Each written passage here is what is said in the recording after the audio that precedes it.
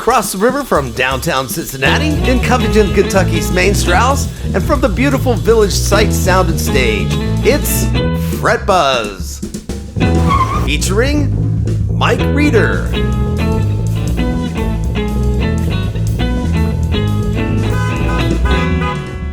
William Gilmore Weber,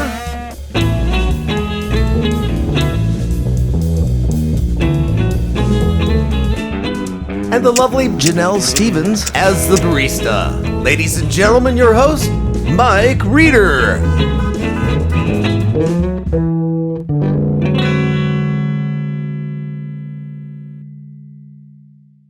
Hello, everyone. Thank you guys for coming. It's been a while, man. I'm out of practice, you know. This is going to be a dandy. What's this show called again? I don't know. Something Buzz. Yeah. So how you guys been doing, man? Everybody doing all right? Yeah. Making it through this? This one's alive, Yeah. so. Yeah, it's a good start, right? Mm-hmm. Yeah. Healthy, not so wealthy, and wise. Yeah. Well, today on Fret Buzz 17, we have Grady Burton, Dan Ryan, and Walt Hodge. And I appreciate you guys coming so much, man. We're going to have some fun, play some songs, check out some cool guitars, drink some strong coffee. Yes. Which I'm on cup number 2 already, William. What about you? I woke up a little late, so I haven't had my 3 pots. So Yeah. I'm a little lagging behind. Well, yeah. You know. Oh, catch up. Yeah, you need to catch up. Yeah. So what's new with you? What have you been up to? Nothing, you know. Probably don't want to hear about my medical mishap. You probably don't want me to bring that up. So What did you do? Break your leg again? A little further up. Oh, okay, well, we'll let that go. I broke the bag.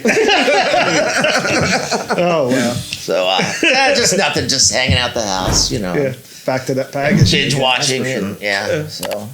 Binge watching? What do you watch? Anything really. I mean, I don't really pay attention to it. It's American like Idol? like background noise. Yeah. American Idol? I'm trying to like- catch the Jess Lamb repeat, but they don't have that yet. So. Well, you can always watch on Fret Buzz. That's true. You killed it on here. Mm-hmm. So anyway, guys, yeah, man. What have you been up to, Grady? What do you got going on? Man? Absolutely nothing but studio. I've taught myself at a studio. Oh, really? In your house? Yeah, or what? this quarantine, yeah. Yeah, you know, Elton, you're buddies with Elton. I'm sure he's done some engineering, right, with you in the past. And I was getting caught up on your stuff over the last 2 days because I'm really not familiar, man. Mm-hmm. What wonderful music you have. It's great, thanks, man. buddy. Yeah.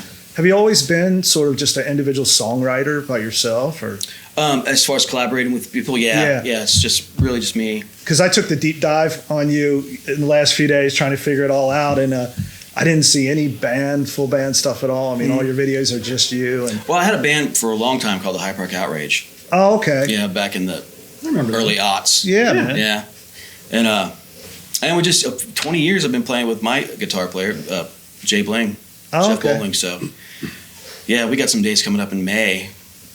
So that's May seems to be the month to aim at. I think, you know. Yeah. Getting back to it. Yeah, that's when we're starting to. Nope. Yeah. Shots in arms, as they always say. So. What about you, Dan? You always got 3 or 4 bands going on. I've got multiple bands and I have 1 gig on the books.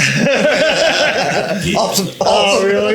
Yeah. Yeah. What is it? Yeah, in the beginning of June, we're doing a show with Vinny Appice from Black Sabbath. Nice. Oh, wow.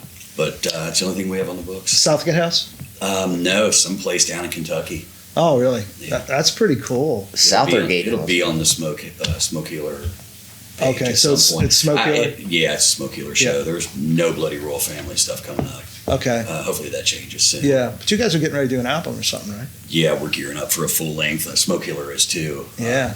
We're finished with all the writing for Bloody Royal. We're about halfway, maybe more than half, with Smoke Healer. Oh, that's cool, man. Yeah. So yeah. And what have you been up to, Walt? I was chasing my dog around the yard, It's a heck of a making sure he dog. doesn't eat any other animals. Yeah. He's very fond of possum. When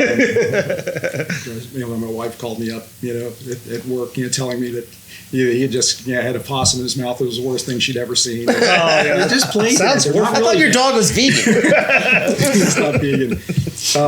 Music wise, we're woodshedding. I mean, we really have no gigs. I mean, Not even a name yet. Yeah. Yeah, no name yet. But just working on kind of a pack rat with songwriting stuff. I'd rather than come up with an idea, maybe it doesn't gel at the time and then throw it in the garbage. Yeah. I I dredge up stuff from, like I wrote 15 years ago, and I'm like, oh, I like this part, but not this part, and then just go through it and Cut and retweak. paste. Do you have a lot of pieces that are like not completed that you go back to? Yeah. A lot, and then some that were considered complete, and then you look at them a few years later and go, I really don't like this line, especially when I'm trying to sing it, and just kind of a tweak.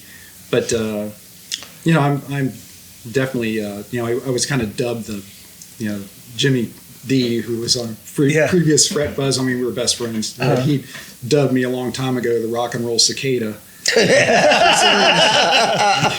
And where I'd go under, like gig for a while and go underground, and then 17 years later I come back out again. Yeah. So it's about that time. In fact, I think Cicadas are coming out this year. So Yeah. It's your time again. Can't wait, Yeah. man. I was thinking, trying to remember if I had seen you guys play, and I had to go all the way back to the Jockey Club.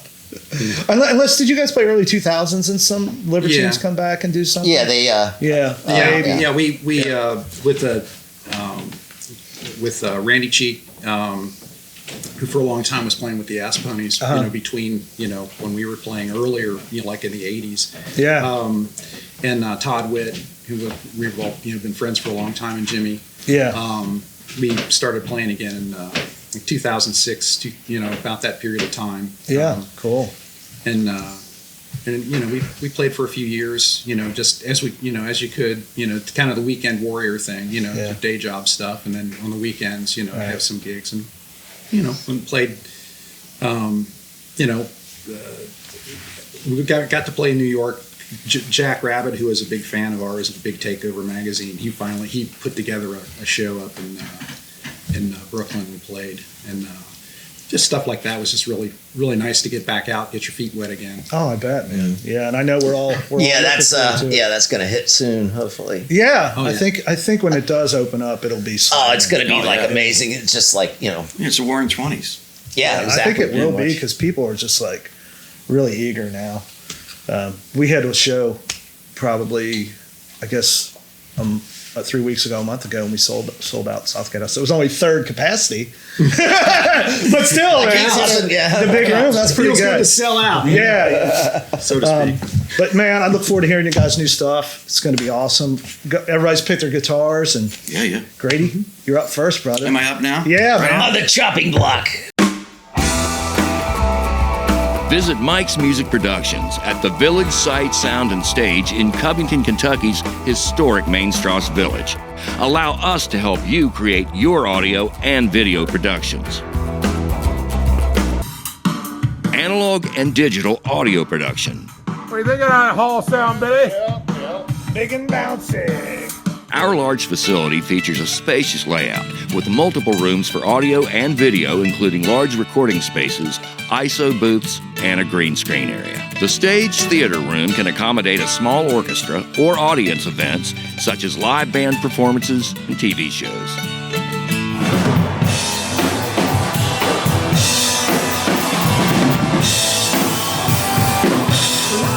Complete video production.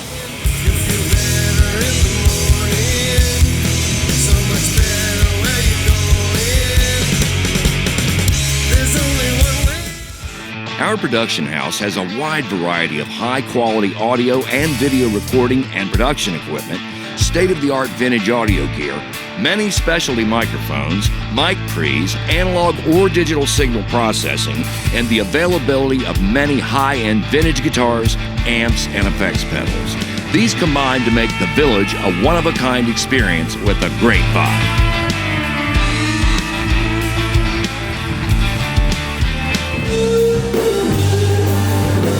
Live concerts.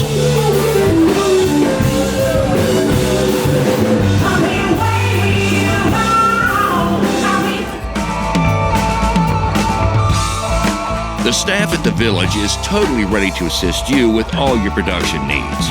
Our crew of multi-talented producers, directors, and engineers can take your project to full completion.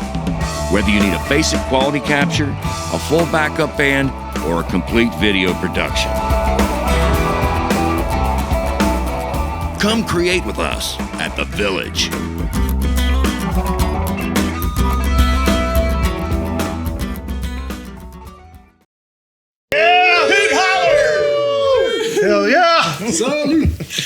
We're back on the right. set with Grady, about to entertain us with a fabulous tune. Yes, sir. And the one and the two. We doing this now? No, man. okay. No, we don't have to hurry up. I All just. So just wanted what to is mention this it. that you're? This is the last song I wrote.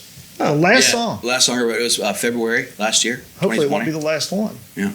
No, it's not gonna be. Yeah. Hopefully not. So you never gave know, up man. songwriting? You aren't writing songs because of COVID? Yeah. No. Okay. Hey, a lot of people are, man. You know, it's a good time to write tunes. Mm-hmm. Yeah.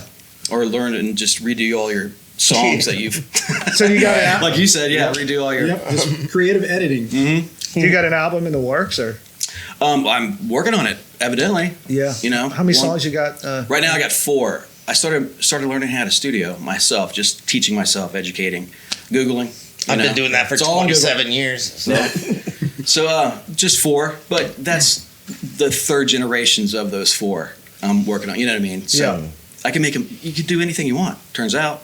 Yeah. Do you guys ever feel like, sometimes it's better to capture them early on? Yeah. Yeah. Yeah, because then you either gets like you kind of lose the original intent or something. It's hard to explain. Yeah. Vibe.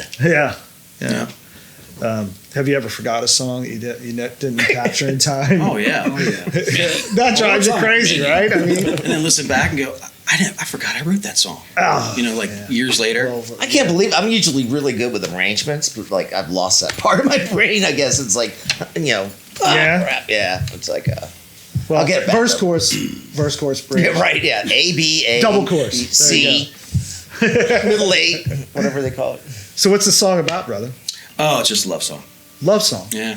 That's always Silly good. love songs. Yeah. And where can people find it? You have a cool website, right? Oh, I have a website, the like- GBurtonStory.com. Story, yeah. Yeah, I was out on it yesterday. That's a nice one, man. Oh, thanks, That's bud. good. And you The also calendar looks great. Yeah. Just empty. Yeah, lots of Yeah. space. Yeah. Put in your own stuff. You got like 14 I should songs do up that. there, right? I mean, you got a lot of tunes Oh up yeah, there. yeah. Yeah. I mean, I have songs in the works. That 28 songs on the list to do. Oh wow. Yeah. Even start from scratch. So. Yeah. And I think Elton, I thought I heard his little nibblings on some of that stuff. And, Oh yeah. Yeah. So what kind of little facility? Is it like a basement thing, or is it It's like? actually it's in my garage. I got just a great equipment and just a big screen TV with these little the iMac or iSound. Okay, call it. yeah. Are they Yeah. IK multimedia? Yeah, yeah, yeah. iLoud. Oh, iLouds. Yeah. Right. They're great. Yeah. Yeah. Yeah. Oh, that's cool, man. Yeah.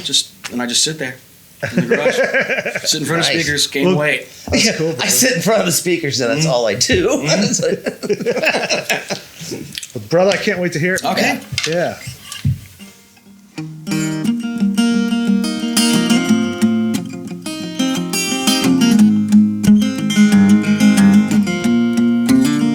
Little did I know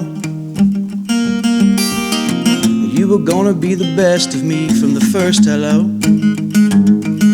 It doesn't even seem the long ago. My love will get the rest of me, and I had to let go.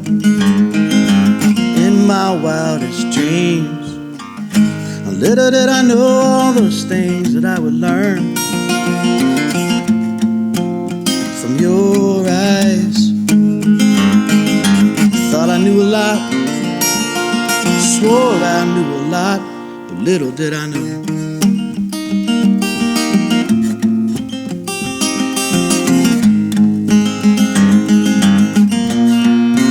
Satellite radio plays the memories that we'll have when we get old. Beautiful, little did I know that someday our hearts will play in stereo. In my wildest dreams, little did I know I would never look away from your eyes. Thought I knew a lot, swore I knew a lot, but little did I know.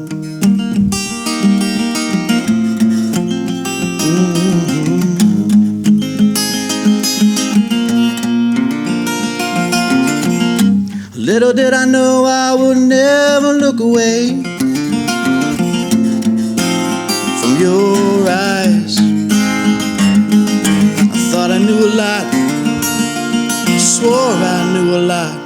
little did I know.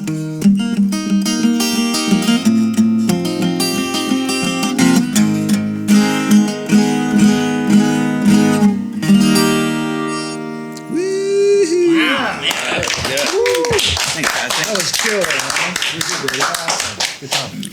Loggins, a little Loggins, and What's that? a little Loggins and Messina kind of sound. Oh, maybe. Yeah. Okay. Yeah.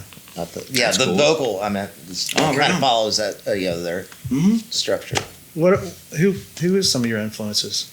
Oh man, it just varies. I mean, there's. I mean, I was a huge Yeah. Prince fan, but I have no Prince. Some of the songs come out as Prince, but Yeah. 70s. I like Stephen Bishop and Harry Nilsson. Did you ever listen to you know. Loudon Wainwright III or anything? Oh yeah. I hear that in you. Songwriting. Oh, cool. When I was listening to your songs, I was like, these songs remind me of that. Yeah. Which he's one of my favorite songwriters. You have like, okay, I'm going to write a Tom Petty song. You know what I mean? Yeah. And that you put this mindset of Tom Petty, but it doesn't really sound like Tom Petty. Sure. But in your mind, it's like, that's a Tom Put Petty on song the from- big Mad Hatter. Yeah. Hat and like. Well, cool. Yeah. I mean, is there anything you want to tell people to go check out? I mean, is there a place where they can get I got your videos. Yeah, just gburtonstory.com. stuff? Yeah, man, check this All stuff out. cameras. I really enjoyed it. It was great. Yeah. Really man. good. I'm Thank going you. to listen to it after the show on my way. Can I ask what's your background? Were you in a band before? Or did you- With Hyde Park Outrage. It was a band back in the like I said, early aughts, and then just Okay. How often do you put stuff out, like albums and stuff like that? not often, Yeah. like more than I should. That's why like, I'm learning you know, how like to. 3-5 years, something like that. Yeah, I think the last record was, or last thing I put anything out was like 13. Is there certain clubs that you usually play at that people can catch you at, or? Yeah, just any restaurants. I played like up the street, Lissa there. I was there for every Wednesday and Friday for like the last 4 years. Where at? Lissa, Okay. the steakhouse, yeah, up on Oh, the that's patio. cool. I had no idea, man. Yeah, That's awesome. yeah, but as far as the COVID goes and Yeah. all that kind of stuff. Yeah, it's got us all, man. Mhm. I understand. Who wants some more coffee? I do. I would like some more coffee. Janelle, what is this wonderful coffee here? The coffee's $3.19. It's delicious and smooth.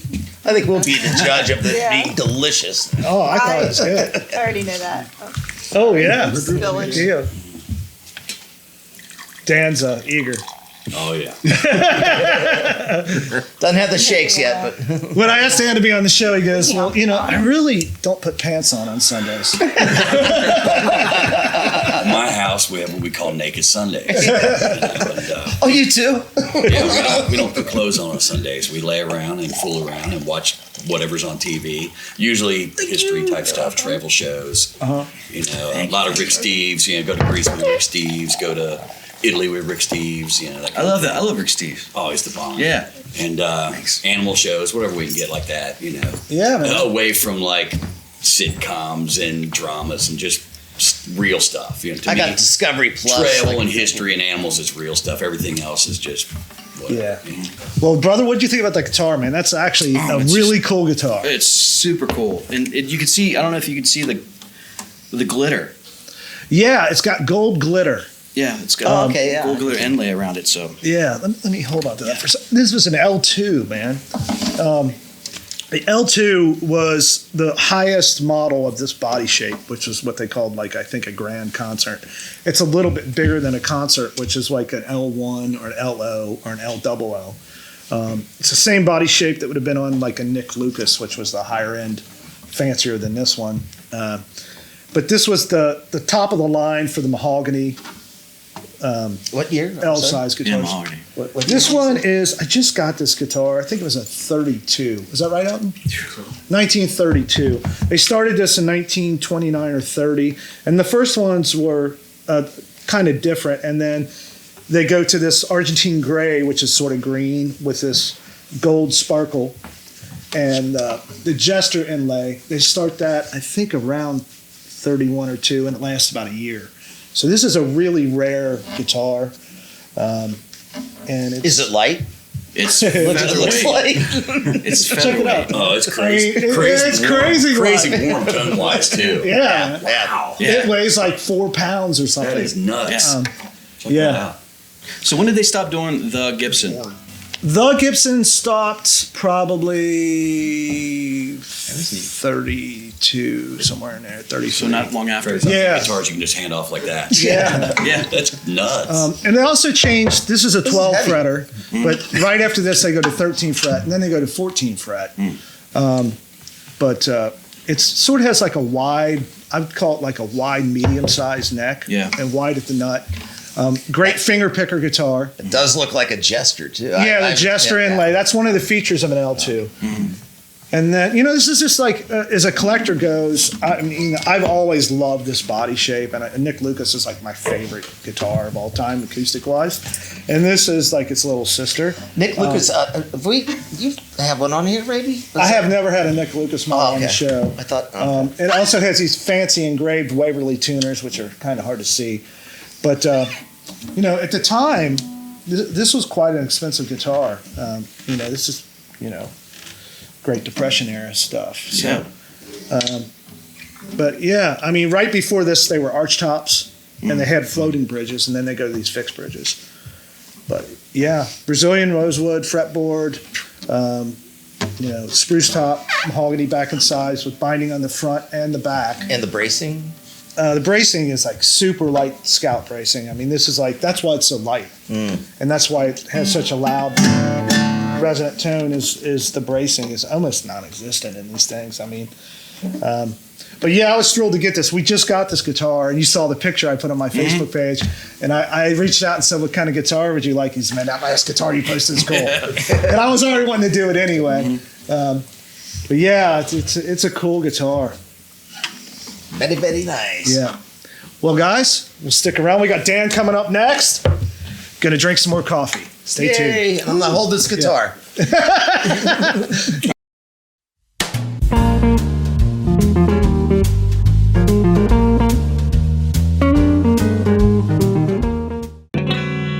A monkey has a tail and apes don't have tails. I'm on the wrong side of the glass. Yes, October Halloween. 25th, my birthday. So. That'd be like a birthday suit? No. That would be a show right there. Does your heart still pound? I'm so glad you made it. I did. It's early, but I. I think you have the most in-tune instrument, weirdly enough. So.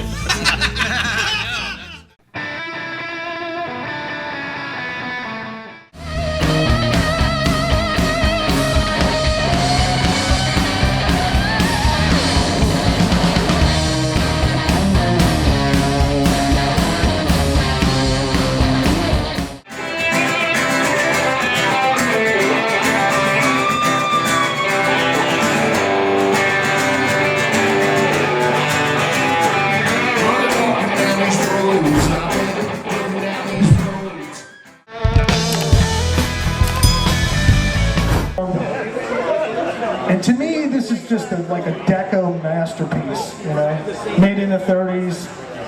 Just the top of the line of handcrafted guitars. California! Yeah, isn't it awesome? That's the name on it. Hi. Early style thin neck for sure.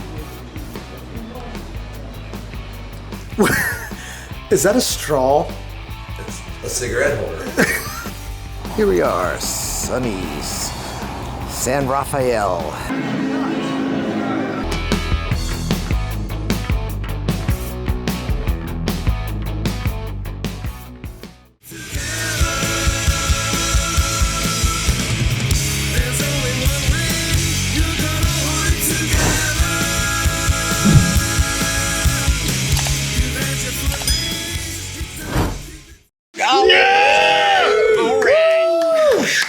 Dan Ryan in the house. Yes. Hell yeah, he's got pants on. Suppose I am. It's always a good start. Got his cool hat on. Cool hat. Yeah, man. That's Well, thanks for coming, Dan. Big hat for big brain. I It tell you looks what, like man, you've had it for a while. I pursued you like a hot date, buddy. I got you on the show though, finally. It happens.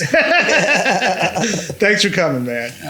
Yeah. I'm awake. Yeah. I know you work Ish. hard all week. It's hard to get you to come out on a Sunday. Nah, just keep moving and moving and moving. Rolling Yeah, Stone, man. Gather no moss. Yeah. Well, dude, it's great to have you on the show. Can't wait to hear your song. Should we do the song? I've always enjoyed everything that you've done in the past. I love all your bands. You know, Appreciate it. Yeah, Smoke Healer. First 2 albums were great. You got a new one coming. We're getting ready to Get put ready a to fourth do one it. out. Yeah, Third one. Third one. Did pretty well. It was pretty cool. Blood Moon Over Bluegrass. Yeah. Doesn't sound much like a stoner title, I don't think, but all the stoner bands are writing all their pot songs. I think all the pot songs have been written, and I think all the Tripping on Acid songs have been written, so we decided. Yeah, but we're with from pot, you can Kentucky. write them again, and they're great. Well, we figured we're from Kentucky, might as well own that. All the Cash bands crop. around here always, when you see a write-up in a magazine somewhere about, whatever their new record is or a show or whatever, they always say Cincinnati Quartet, Cincinnati Band, Cincinnati this. And I'm like, no, we're from Kentucky. Nobody in our band lives in Cincinnati. Just be who you are, own who you are, and go for it. And I thought, what is Kentucky known for? Horse racing and moonshine. I mean, originally. Yeah. And well, there you go. We'll And write the a old song. Kentucky hum. Yeah, well, we'll write a song about moonshine instead of pot. So that's where the bluegrass came in. We started researching moonshine, and you find out about Maggie Bailey, a female moonshiner, actually every bit as prolific as Popcorn Sutton. And she was a woman, and she did it for like 80 years. Wow. Out of Harlan County, Kentucky. Oh yeah. And basically, she was kind of boss hog of the town. Like, she had the police and everybody in her pocket, and she had underground tunnels and stuff. My family's from down house to that way, house, so she could move her shine whenever she was going to be raided, because they would always tip her off. Oh, you're going to be raided tomorrow, so she'd just move it all to the other place. Elliot Ness probably rolling in his grave. So yeah, so we thought we'll do that. Yeah. So we do all that stuff, but we do it like in a heavy metal kind of thing. So, Yeah, that band's killer, man. So it's kind of funny. Yeah. The band I play on called Muleshine, that name is because one of the people in the hills down there in my family's area, they would haul the moonshine on mules All through right. the mountains, across the mountains. So they called it Muleshine when that guy would show up. So, yeah, similar kind Nice. of thing, man. Yeah. But, yeah. Do you play guitar? Well, No, I don't play guitar at all. I'm going to pretend it today. Okay, but I'm in the sorry, band. I'm in a room full of guitar You play players, guitar? I've seen you play guitar many times. Maybe open tuning a lot, but you play but guitar. mostly open tuning stuff. Yeah. Mostly on homemade guitars, I was telling him. Yeah. Hell of a bass player, too. Oh, that's what I was But, going to say. Are you a bass player? Yeah. Sometimes. I mostly sing. In the past, you were. I a lot of have been bands in as the a bass past player. quite a bit. I played a lot. But you prefer just being the front guy and Uh, not being held down by. when you're not distracted by other things, it's easy to reach different levels. And he's got Chuz on guitar, man. I mean, he's like the best guitar player in the world. Guitar player. Yeah, both your bands have flamethrower. incredible guitar players, so it's like, gives you freedom, Pretty fortunate there. And I can come in with a really rudimentary idea that I like sing into my cell phone while I'm driving, Yeah. and they can decipher the code and actually play whatever I sang guitar wise. They got the little ring that. So yeah, it's a good relationship. Yeah. Well, you guys are always badass every time I ever see you guys play. Both bands, just so good, man.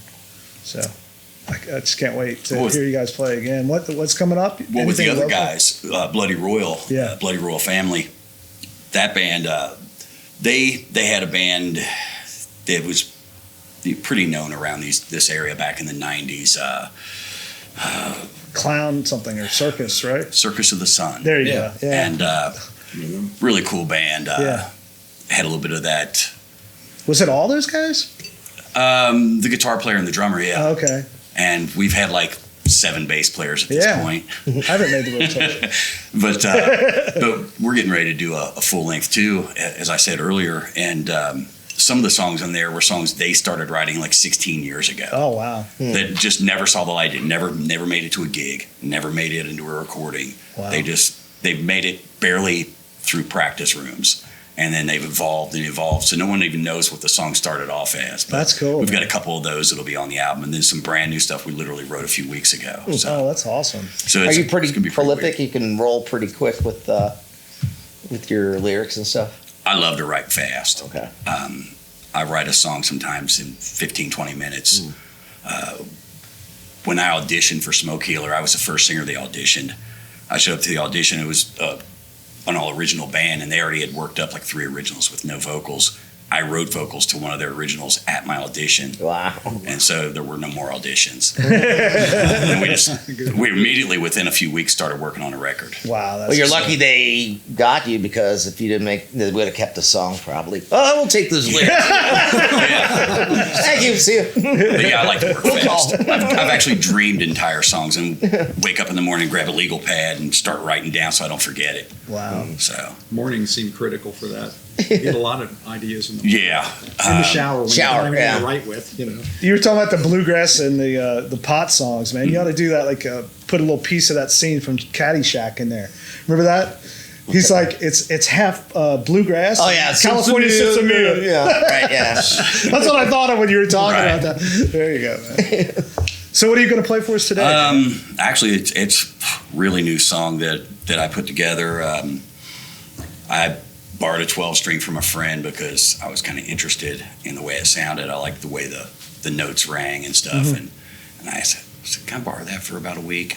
And this song idea popped out. I was telling Walt earlier, I get inspired by instruments. I don't really play any instruments well, but every instrument, something will resonate into me from it. So I got that 12-string and wrote this song. So then I had to run out and buy a 12-string just for one song, because you know, I got to have that so I can do that song. Yeah. So anyway, this song, you look at me and he's going to do some kind of weird white zombie stuff or something. But this song was Roy Orbison inspired. And I walk in and then I see this and I start, wow, Traveling Wilburys and all that come to mind as soon as I saw this guitar in the case. And so it's kind of fitting. Never played one of these. The neck's not as wide as the nut as my 12-string, so it feels a little strange. But that'd be great, I'm sure. Man. But that's a Ricky. Pretty cool. Yeah. I've got a Telecaster 12-string. It's not a Fender. It's just some other thing. Oh, but, really? But yeah, this thing's that's pretty cool, though. 12 on a side. Yeah, luckily they did this big, long, less exaggerated flying V kind of headstock. So you've got 6 up each side, but they're all out on the edge. So it's easy to screw up because you don't have them turned each way. So you can grab the wrong octave and when you're tuning, so you have to pay attention. But, Can't wait to hear it, brother. So anyway, we'll see if I can play this thing. It's a love song. It's a dark love song. Okay. It's not nearly as pretty as yours. Oh. But the idea occurred to me after watching a couple of different vampire movies. I'm a huge fan of the vampire genre, zombie genre. I guess I like the idea of people that used to be people eating people or something. I don't know. It's probably some kind of So it's a psychological love of thing. eating people. Probably. It's yeah. So, but Well stoned. the thought occurs to me, if you were a vampire, and I covered this theme in my other band, but I wanted to revisit it from a gentler side. And the idea was that to be a vampire would be really cool at first. You have all this power and everything, and you can make people do what you want, and you can take forms, and you can, you're practically Mike has that. After you have that a while, though, it would kind of suck. You get lonely because, say, you have the things you love grow old and wither away and die, and you just keep on going on. So you get to be alone over and over again through eternity. You're just alone all the time. So I thought, vampires need love too. And that's where I came out. So I thought I'd write a softer side of that same theme. So that's what this one was. You can't even look at yourself in the mirror and cry. No, it's terrible. And do selfies work? I mean, vampires doing duck face. Probably a good thing it doesn't work, right? It'd just be bad. Okay, we'll see if we can do this here.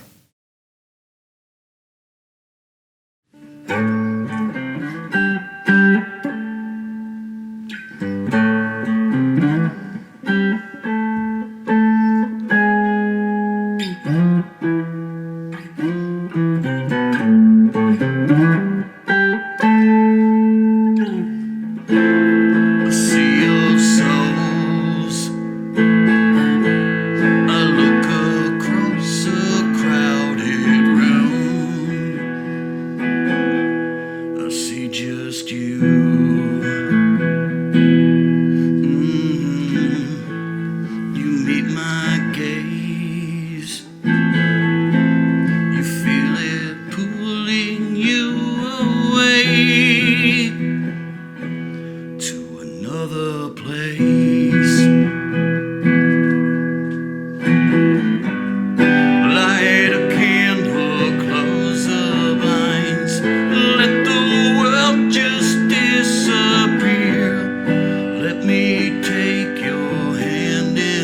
mine. And no, there's nothing there to fear.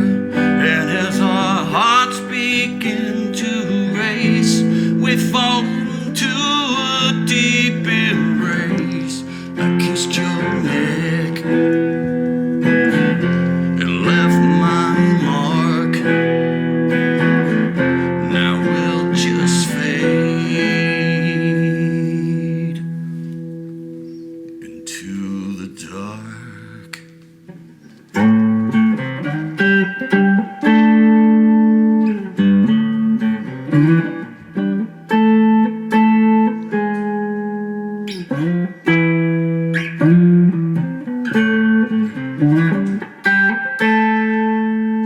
We rule the night together under moonlit sky, and we take flight. We blur the lines between what's real and what's a dream. We're king and queen. Light a candle, close the blinds. Let the world just disappear. Let me take your hand in mine. And no, there's nothing there to fear. And as our hearts begin to race, we fall into a deep embrace. I kissed your neck and left my mark. Now we'll just fade into the dark.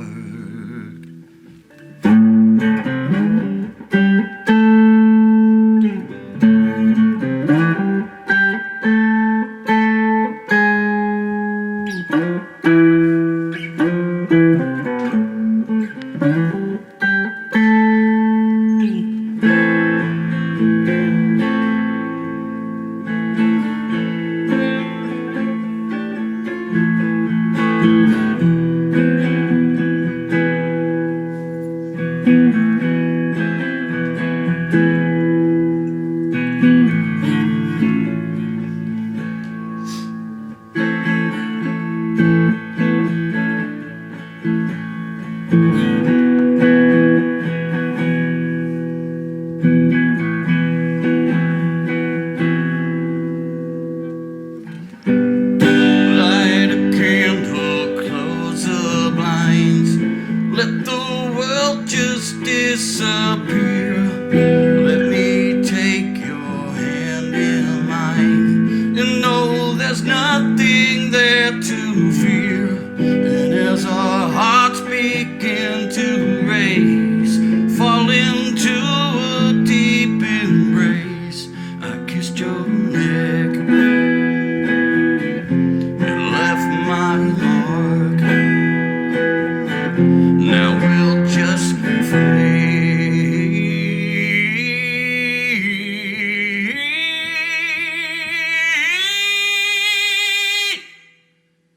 into the dark.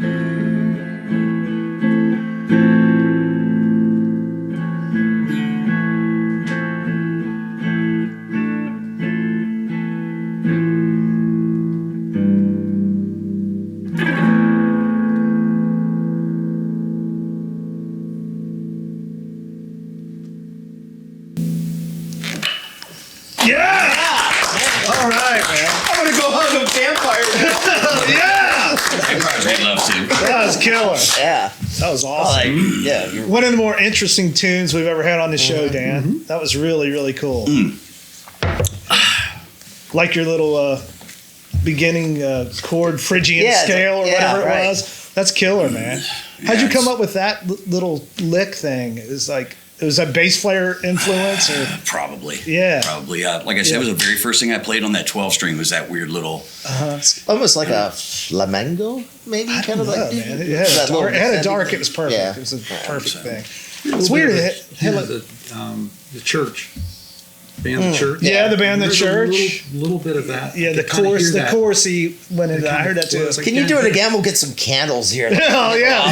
Well, we'll add it later in post. Take the lights down. On the Buzzatron. Am I putting makeup on and just like hold the flashlight under here? You clip one right on here. Yeah, right, there you go. Steal all my video ideas. Man, that was cool. That was cool. So is that going to make it to one of the bands? That's going to be on the Bloody Royal album. Yeah. I played it for Chuck. There, it's the big dead section in between for That's a guitar setting up the solo, last right? chorus. That you can almost imagine Chuck right there. Yeah, absolutely. Playing. So I told him, I said, and it's funny you guys would choose that. I said, yeah, don't be afraid to get all, get some tremolo in there. And Yeah. just get weird and trippy, lots of open, airy space. And Feedback and Well, usually we play an AC30, which would have been the kind of the perfect thing with that, but we brought in a 64 Vibra-Verb, which has sort of been our go-to amp here in the studio lately. So the tremolo and the Verb is actually on that Fender amp. But I thought it sounded killer. Yeah. It sounded great, man. Initially, I think our idea was to do the song about your dog, or that you wrote with your guitar that you. Was my your resonator, dog. yeah. He made a guitar. Yeah, it was out of his dog's bowl, which is one of the coolest things. Yeah, ever. I had an English Mastiff, and giant dogs, giant hearts, great dog, but they don't last long. He only lived to be like 7. Oh, man. And his stomach flipped like a horse can do, and it just swelled up inside of him and killed him like in a couple of hours. It was like a Sunday night, we're watching hockey, and took him up to Red Bank to the emergency vet, and he didn't even make the drive. And so I took his dog bowl and his water bowl and his food bowl, his collar, which I could wear as a belt. He had a 30-inch neck. And I still have his collar, but I was thinking I might make a guitar strap out of it. Yeah. But took all that, and my wife said, what are you going to do with that? I said, make some kind of a tribute to the dog. His name was Cerberus, the hound that guards hell. But so she envisioned like something worse than the Christmas Story leg lamp. She was thinking, put it in the window. what's he gonna do?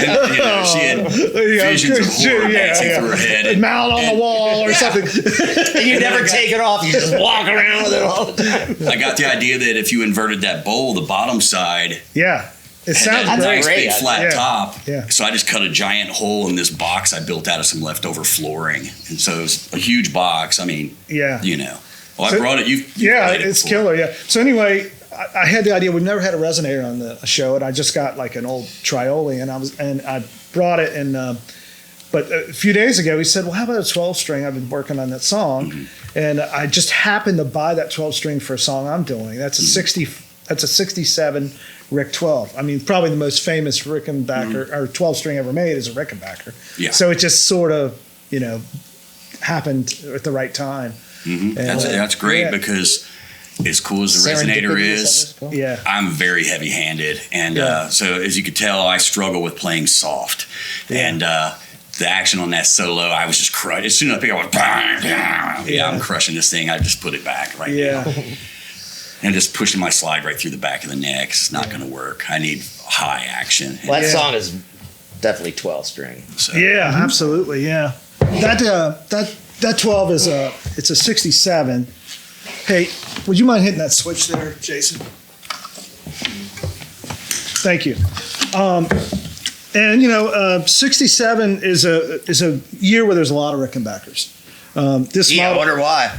Yeah, well, they were famous. You don't see many Ricks before that as compared to the later 60s. Rickenbackers were just super popular. The Beatles, I guess, but the 12-string, Roger McGuinn is the guy that just really made the 12-string so popular.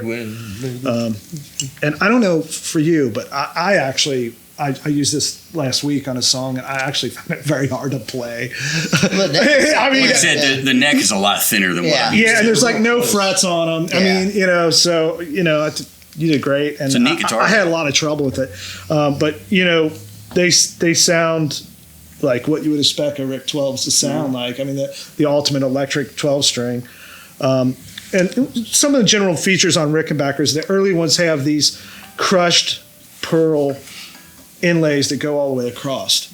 And later on, they don't go all the way across. They stop. I think that started in like and then there's 71 or something. Well, the triangle kind of. Well, yeah. Oh, okay. Yeah, they're still right, yeah. triangle. They just Yeah. don't go all the way across. And they change the material. So that's like the first thing when you're looking at a wreck, you can kind of tell how old they are by how wide the inlays are across the neck and what materials in the inlays. Didn't we'll, they make we'll fly it on the inlays Buzzatron and show that the were like difference. double, like or was that a custom thing I seen? I thought I saw a couple ricks that had not the triangle, but they were like Yeah, there might have been a couple Yeah. like 70s models like that. And these are what they call toaster pickups. They have the two the pole pieces are under there. They stopped doing that in somewhere around 1973. They changed to the other pickups. And the RTL piece. Yeah, the R-tail piece. Sometimes Rickenbackers have tremolos, what they call the Kaufman tremolos.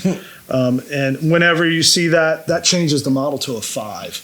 So like this body shape is a 360. So if it had a tremolo, it'd be a 365. I think I'm right about that. And then the checkered binding is also a feature, a time period thing on Rickenbackers. Which also stopped around the same time as the inlays, around 74. This color is called Fire Glow, which is a red burst. They always called their models glow. So like the maple ones are maple glow. The blue ones are called azure glow.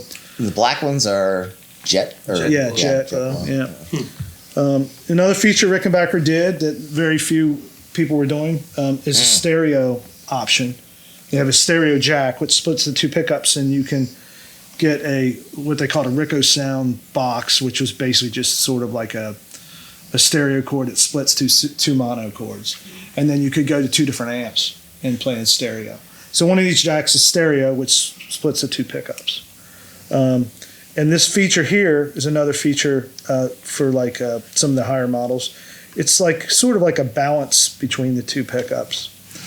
And then you have two volumes and two tones and a pickup selector.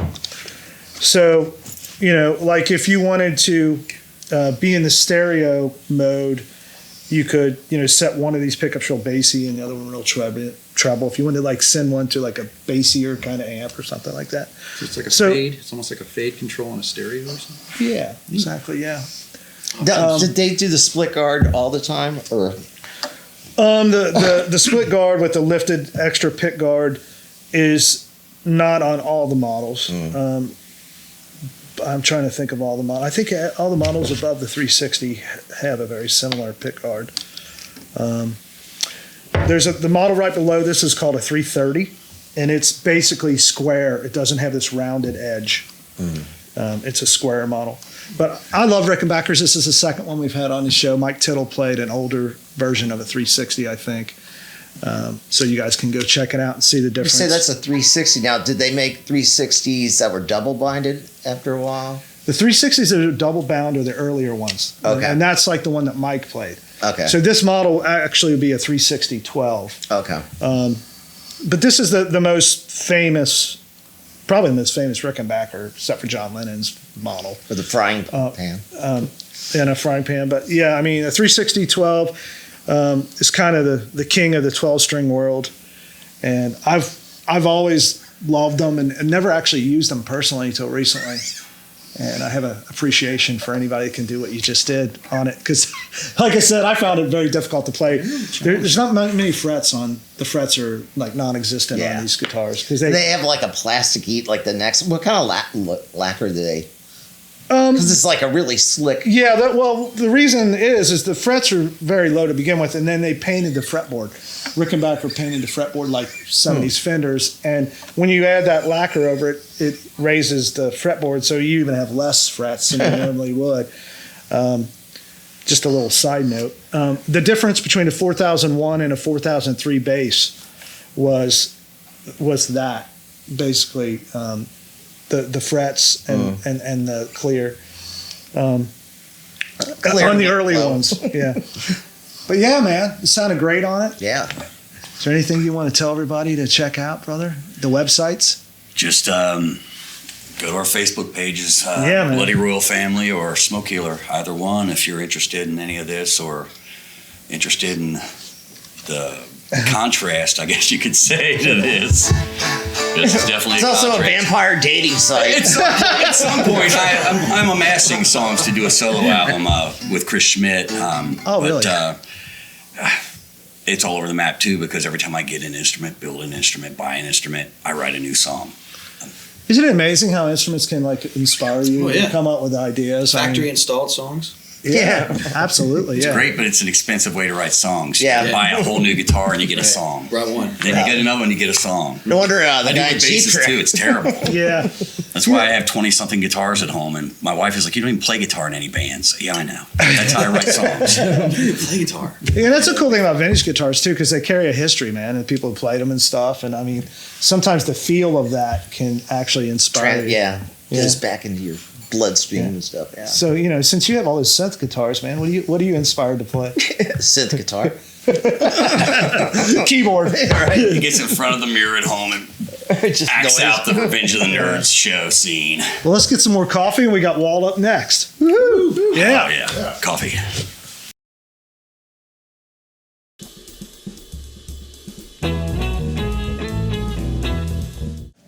Fred buzz in the evening. Well, now we have an intro song. Thank you so much. I got a coffee buzz when Yeah, I wake coffee. up in the morning and a beer buzz by the afternoon. Now some people say I'm Or it makes my clothes fall off. for laying around and writing songs. I never knew there's any more than 4 chords. Step up to the mic and that's right where I belong. Beer, cooler, truck. Fred buzz in the evening. That's jazz. Gets me high when I play my tune. Can you handle snakes? Because that would be so cool. In the morning and a beer buzz by the afternoon. Oh, never made In a park. Driving down there with Kim. Oh, God.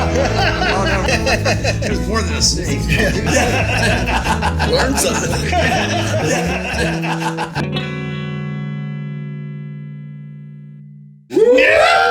Yeah. All right. Yeah, coffee's starting to kick in now.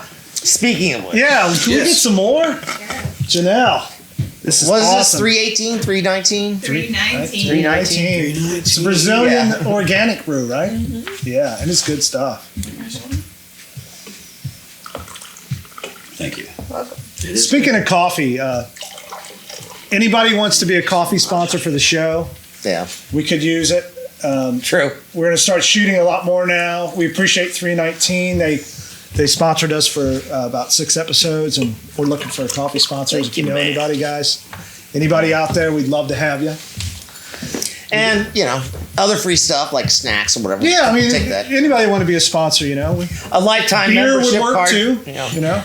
Anything. We're definitely into it. And so Imagine Walt, looks like you got a if hell they of a. sang their thing like That looks good on you. Say what? 2019. What he said? Yeah, they might. You never know. It's like, You got a cool looking telly in your lap there, Walt. I know, and maybe we have a power outage and I can sneak out with it. It is very nice. I've never played one in an original Paisley telly. Of course, I'm very fond of Paisley. So, a lot of that in my wardrobe. Oh, really? Just that's the kind of thing, though, is, if you're wearing, depending what shirt it is, they can't see your guitar because it's the same, the Paisley goes right through. Where's it end and where's it start? The Paisley Underground. So you have a Paisley outfit, huh? Austin Powers. Many. Oh, there you go. Well, that's interesting because I actually brought that for Jasmine Wonky Tonk, who was ill and couldn't make it today. But it's cool that you picked it. Yeah. Thanks, Jasmine. Get it on the show. Yeah. I am a telly person.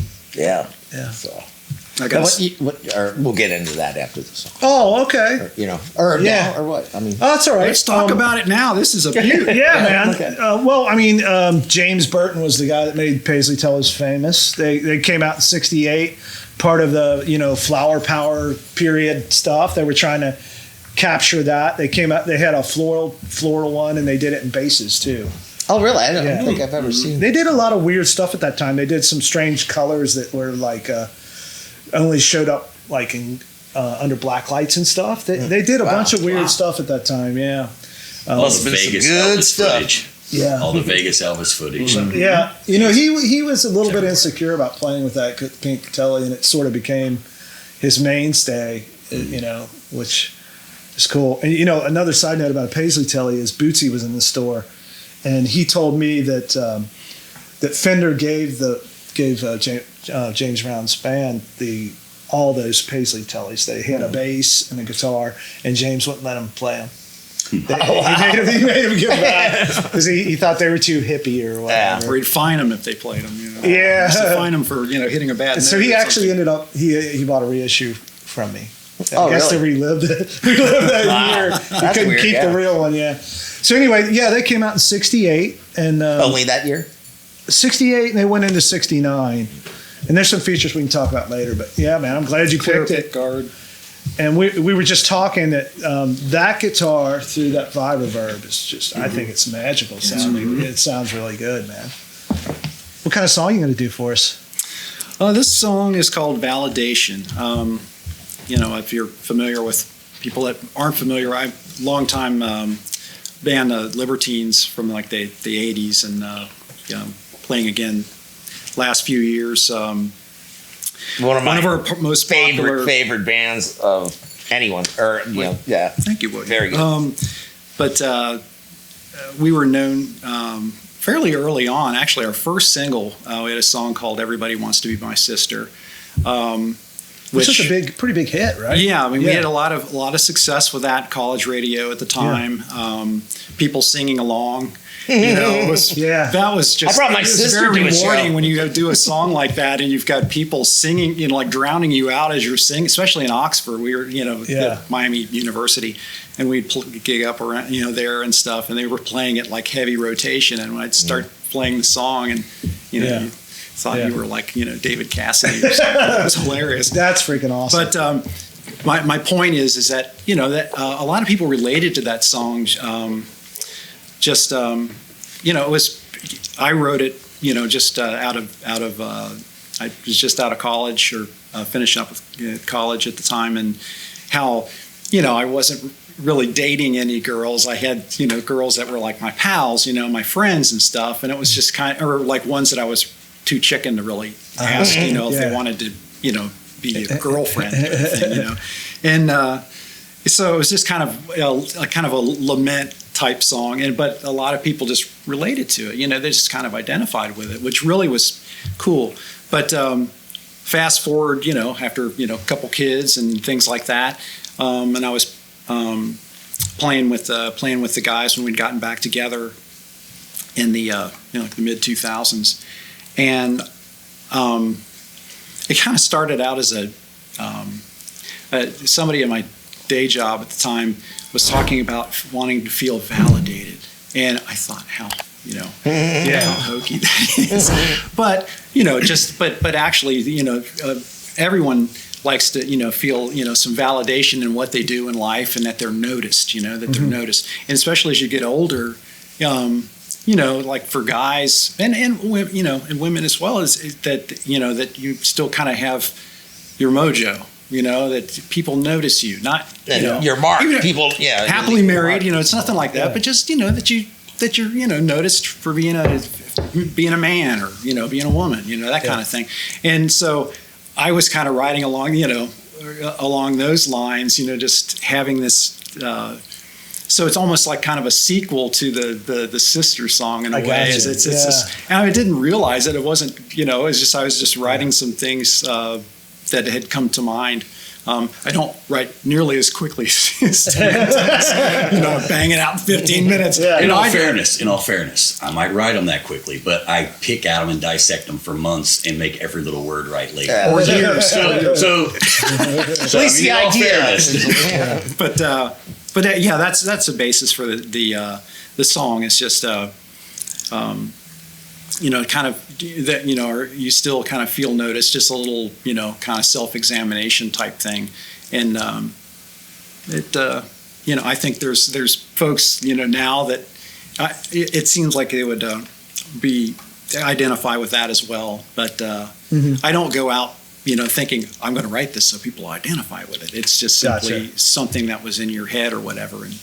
But that was it. Can't wait to hear it, man. Should I go? Let's do it. Yeah, let's do it. All right.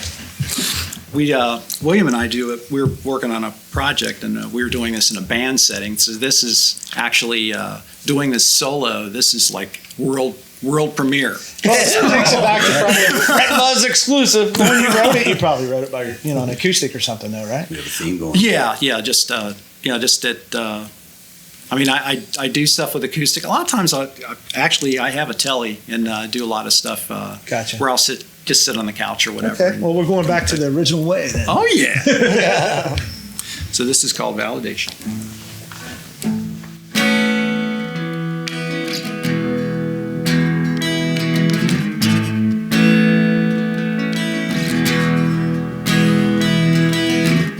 Standing naked in the mirror is a man you know pretty well. He waits for the steam to clear, cursing time, cursing gravity. Well, he tries to dream in black and white now. Too many colors, too many details. Safely in the distance, slightly out of focus, and what she sees seems just coincidence. She'll politely look away, that's all he needs. Validation.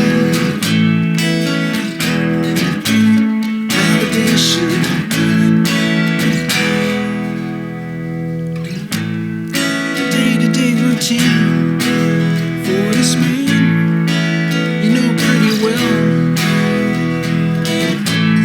Same 2 cups of coffee, cursing time, cursing traffic clowns. Part of him will always be there, a nearly perfect record. His secret identity safely tucked away. A brief glance in his direction, a searchlight, a signal, or he leads. Validation. Validation.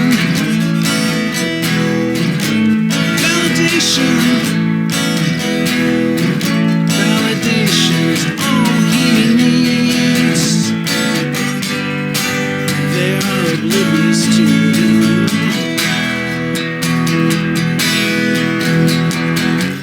Filter from their short-term memories.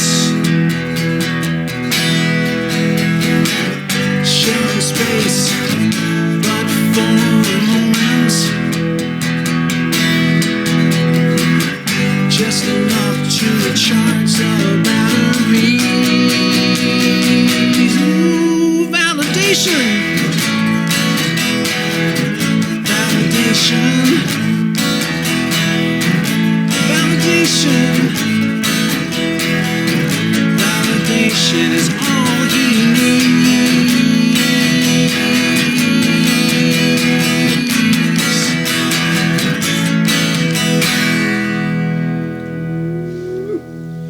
Yeah, man.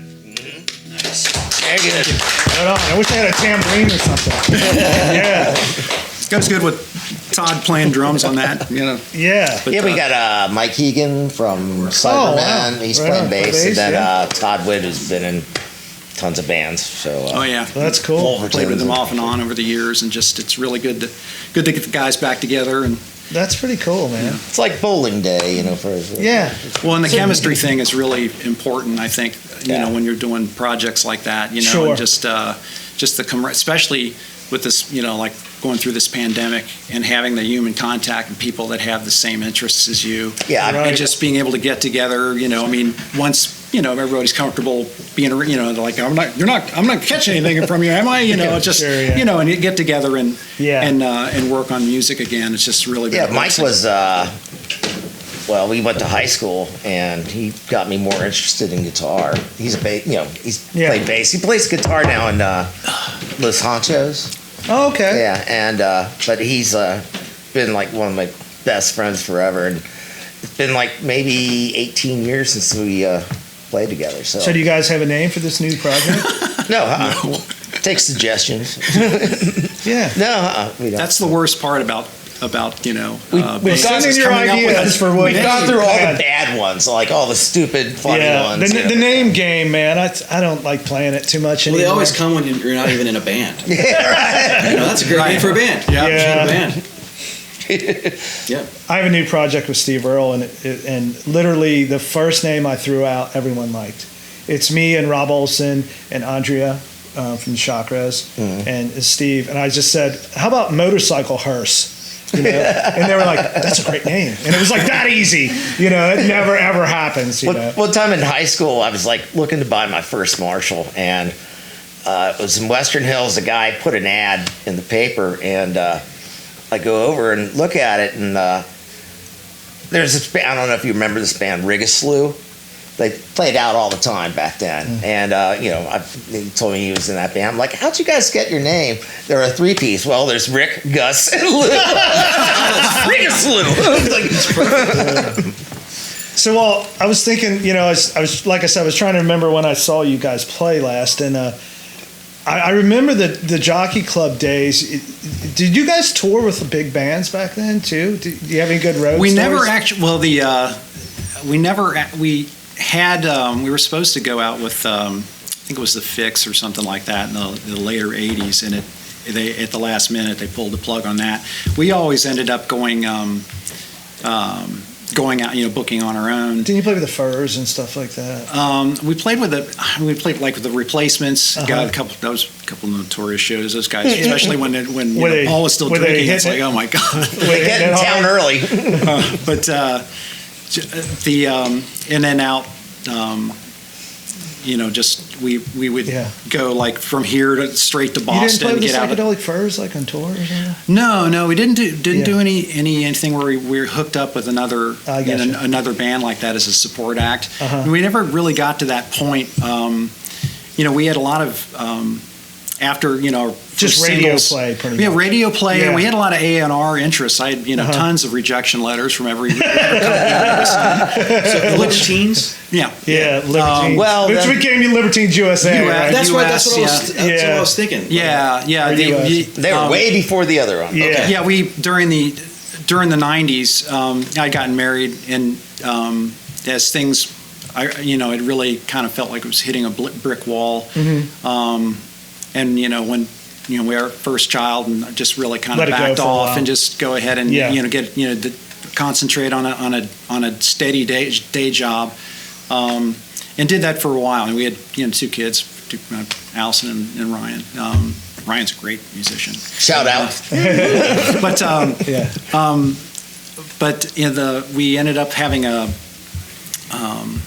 we had this mystery benefactor that sent me a letter out of the blue in the late 90s.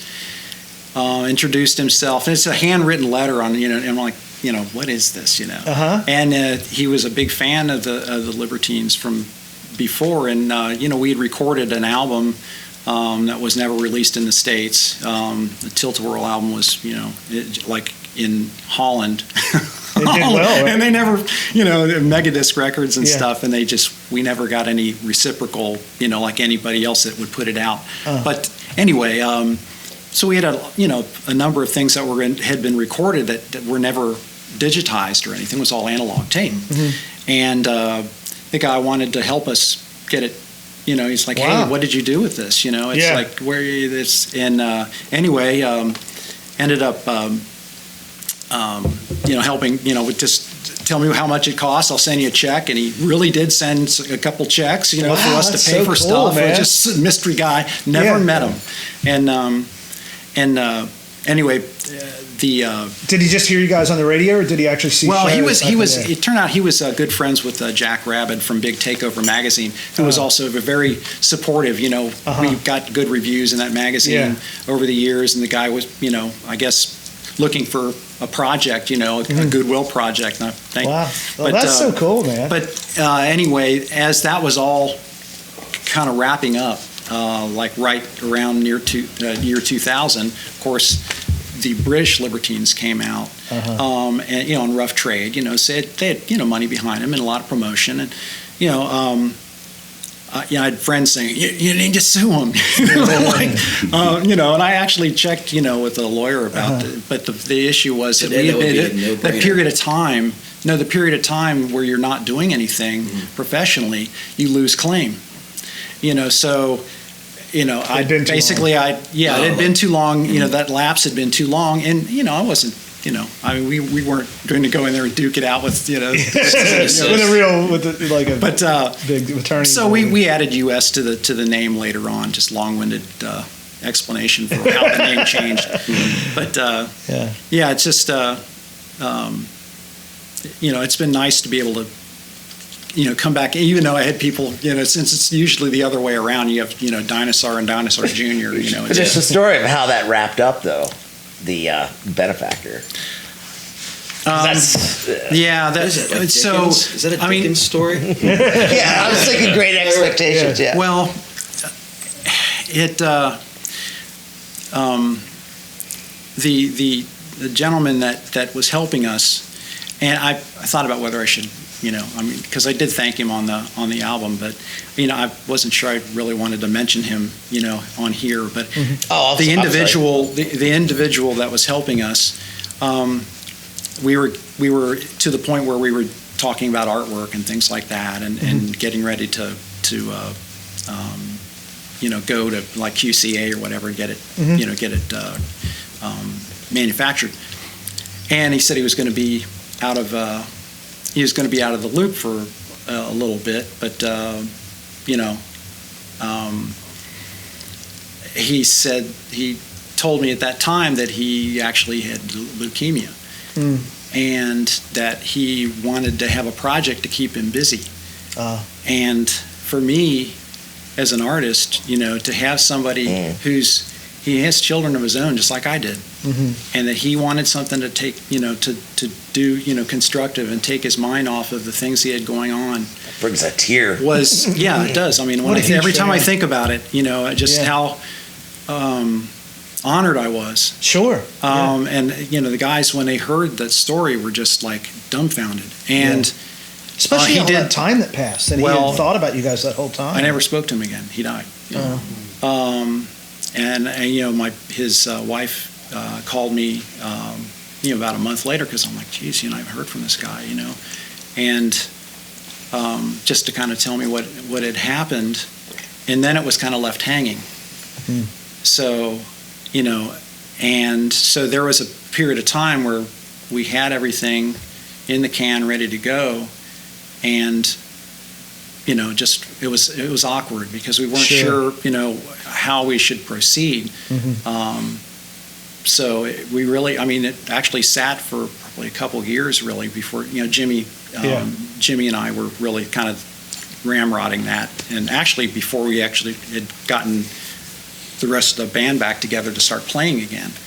And then we finally went ahead and you know, put the package together to get it released after, you know, a respectful period of time. It was very difficult for us both. I bet. You know, and but again, as an artist, to have, you know, someone that takes, you know, some of their last time here to do something like that. Yeah. Not to be a downer, but I think it's a great story. It is a great story. Really. Thanks for sharing that. I appreciate that. So, can people hear that? Where can they find it? Sure. You know, we still actually have, you know, greatest hits. The CD is on CD Baby, so you can find us Libertines US on CD Baby. Our stuff also is expressiveartists.com. We got picked up for sync licensing deals, so all of our stuff is there. So if there's any projects out there that's, you know, video projects where they want to use Libertines music, it's on there. And Well, that's cool. Well, dude, it was great to hear you again. thank you. It's been Hey, 15 more on the years. guitar? Yeah, Honored. let's talk about the guitar just for a second. Just Honored real to be fast. here. Can you hit the button there? Bert. So anyway, just real fast on these guitars.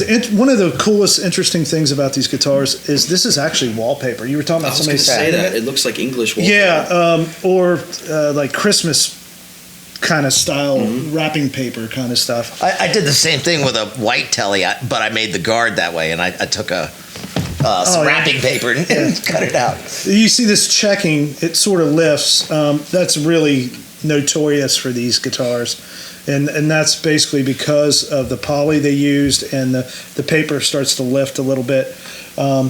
A lot of times it's way worse than this. Now, was that always like that? Didn't fade around there, did it? No, they spray painted around Okay. the pickup because Okay. there's actually a hole there for the Okay. for the pickup, and this is obviously this acrylic pick guard you could see through. They just didn't want to show it. And this is the first year you'll notice that there's no stripe down the back of the neck. So this is what's called a maple cap. When Fender made these early '68 necks, they made them with a maple cap on a maple back, whereas the other ones have a drilled out area back here with a piece of rosewood in it, and that's how they installed the truss rods. So 68 maple cap neck still has. Real quick, I'm sorry. With the ones with the stripe, did you adjust it down here, or was that an open hole?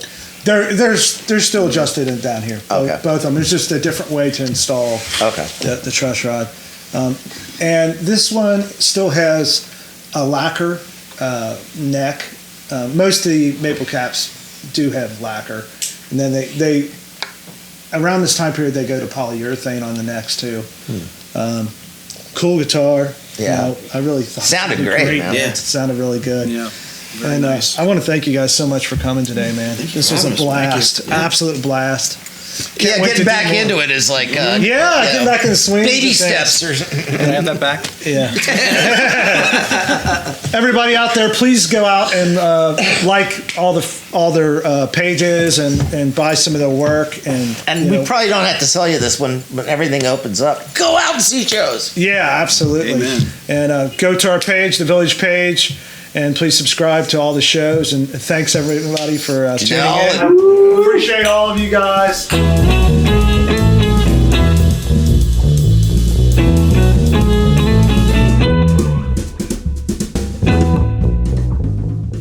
Little did I know you were gonna be the best of me from the first hello. It doesn't even seem you know the long ago. My love will get the rest of me, and I had to let go. In my wildest dreams, little did I know. Light a candle, close the blinds. Let the world just disappear. Let me take your hand in mine and know there's nothing there to fear. And as our hearts begin, Secret identity safely tucked away. A brief glance in his direction. A searchlight